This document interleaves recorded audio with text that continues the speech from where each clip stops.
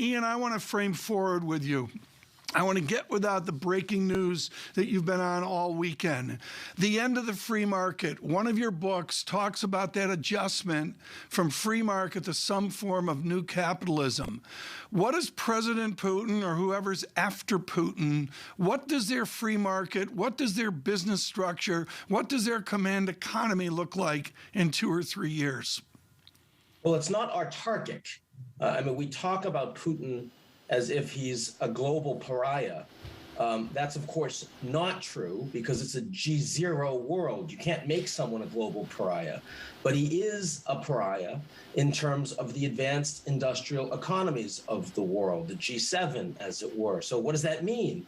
Well, when you have the Chinese government saying that the relationship with Russia is like a rock, that means that you're going to see far more integration of Russia into the Chinese economic network, both in terms of the technology that supports the military-industrial complex for Russia, the financial transactions that allow them to function as an advanced economy, and of course also the energy flows and infrastructure that will need to be built, not just in terms of oil production and export, but also eventually for gas that'll be moving towards China too. Russia will also be working with a lot of other developing countries around the world, the Gulf states, India, Brazil. Okay. China is going to be absolutely critical for the Russians. Ian, how do we adapt? How do we move from 2008 in Bucharest, NATO, where Gates and Rice begged the United States to not sell democracy to the far east of Europe? How do we adapt to a new regime or just maybe possibly we can't sell democracy 24/7?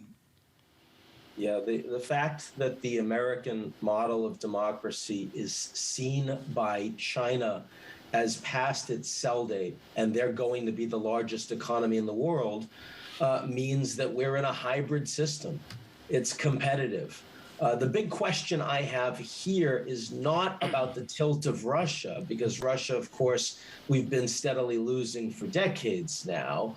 It's rather whether or not new technologies, which are top-down, the data and surveillance economy, actually facilitates authoritarian consolidation and also undermines civil society in ways that can't be redressed. Back in 2008, technology was something we thought of as supporting democracy and undermining authoritarian states. Think about how it was the Soviet Union collapsed. Think about the Arab Spring and the colored revolutions. Well, those are all quaint and in the backview mirror right now. Instead, technology is what allows the Chinese to repress 1 million Uyghurs, and it doesn't lead to any demonstrations on the ground. Why? Because they can monitor and police the behavior of every single citizen. If the Russians can do that, if other smaller economies can do that, that's a big challenge to American democracy. Ian, a lot of people right now are hoping for the bandwidth to worry about selling democracy. Right now, people are worried about selling wheat. They are worried about selling nickel and aluminum and corn and soybean oil. And what we are seeing right now is China coming out over the weekend and saying that domesticizing food production is an issue of national security. We have heard from the U.S. supply chain security is a national security issue. How much are we seeing a pivot point moving to the mass deglobalization of our economy? Well, I'm glad you brought up grain in particular. When you have the largest grain producer in the world invading the 5th largest grain producer in the world, one would think you're going to have big food problems. And certainly coming off the pandemic, where extreme poverty, after decreasing for decades, is going up, in the next 12 months, this is going to be absolutely critical. And you're going to see a spike in starvation around the world. Yes, in Afghanistan, but also across sub-Saharan Africa.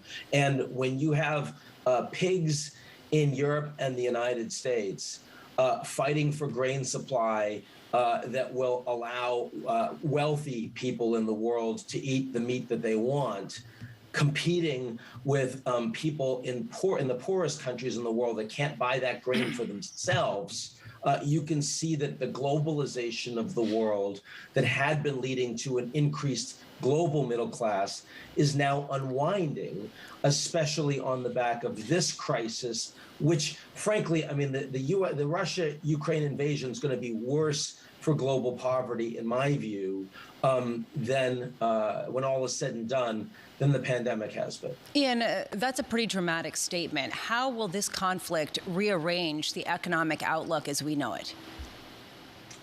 It's going to increase inequality because, when you have massive supply chain challenges and when you have energy price spikes, it doesn't affect nearly as much the wealthy around the world who have the ability to move their assets. They have the ability to change their lives.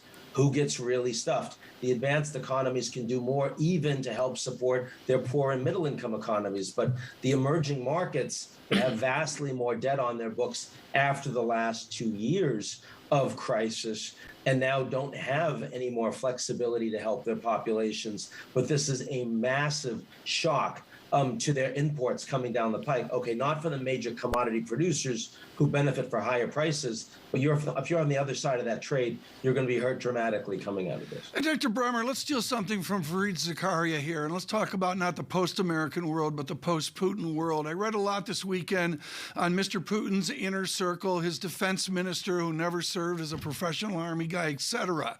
What does the post-world? What does the post-Putin world look like for Russia? Well, we'd have no idea if it's going to be in 20 years or in 20 days. It's important to recognize that the likelihood of removing Putin from power is extremely low until the moment that it happens. And so it's not very useful to speculate on when it could happen, but it's important to understand that the pressure is there. And of course, that leads to more erratic behavior domestically for Putin himself, who in the last week has been taking all sorts of measures to create a North Korea-style police state that just doesn't work well for a country of relatively educated 150 million digitally literate Russians. It's true that the average Russian believes what the Russian state media is putting out, but a lot of urban younger Russians do not. And the 10,000 Russians that have already been arrested for nonviolent protests against the war, as the economy starts to literally implode in the coming days, and you don't find goods on shelves, and you have to ration, and people don't get their wages, some of those are going to turn violent, and the Russians are going to repress it. So we have to at least consider that, one of the only ways this potentially gets resolved in the near term is if you have a dramatic discontinuity in Russia itself. And that's a very hard thing to plan for in a country with 5,000 nuclear weapons.